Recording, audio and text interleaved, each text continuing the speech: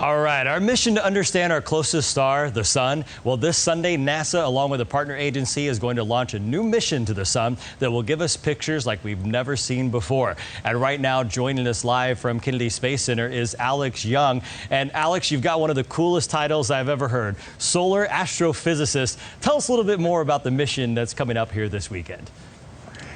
Well, the Solar Orbiter mission is giving us a unique perspective of the sun.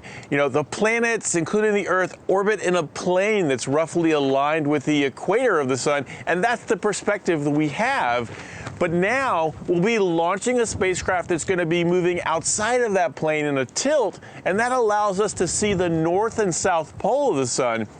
This is really critical, giving us a completely new perspective, allowing us to image the poles, measure the magnetic fields, to provide amazing new information for us to understand our own star. Is going to help us understand the sun's seasons a little bit better. Why is that important to the average person at home that's thinking like, well, why all the effort in this? Well, the sun has an activity cycle we call the solar cycle, which is driven by its magnetic field. Right now we're near the minimum, and this is going to ramp up over the next 5 years. We reach maximum and then go back down roughly 11 years. And that drives all the phenomena on the sun, huge explosions releasing energy and matter that impact us here on the Earth and impact the environment throughout the solar system, especially the one that we send spacecraft and people through. And so it's critical that we understand that, and Solar Orbiter is providing the unique perspective we need to finally get a better handle on the environment created by our sun. How will that information help astronauts go to the moon and beyond, especially coming up here with the Artemis missions? Well, all this energy and matter creates a very complicated environment, and it can be quite hazardous. It can damage our spacecraft, it can impact our power grids here on Earth, but as we send people to the moon and to beyond, that we have to understand this environment because it's quite hazardous for these astronauts.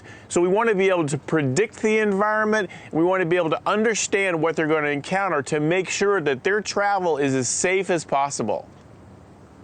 In Southwest Florida, what time is that launch scheduled for on Sunday? It's just after 11 p.m. Eastern Time. All right. Thank you so much for taking the time. And I'm kind of geeking out a little bit here, guys. You know, getting to talk to someone live up in Kennedy Space Center. Yeah. It was always kind of my dream to be an astronaut. So I kind of stepped back a few ticks, and meteorologist is as fancy as I get. Well, that is very cool. You're still a scientist. We definitely want to thank him so much for joining us. That was super interesting. Absolutely. Just a great interview there. And I know a lot of people here are looking forward to those launches. They delayed it a couple of days because there's a conflict. They have a launch today, so they pushed it back to give them some space. So for those of you, if we get some clear skies here tomorrow and lasting into Sunday, we might be able to see that launch on Sunday. Awesome.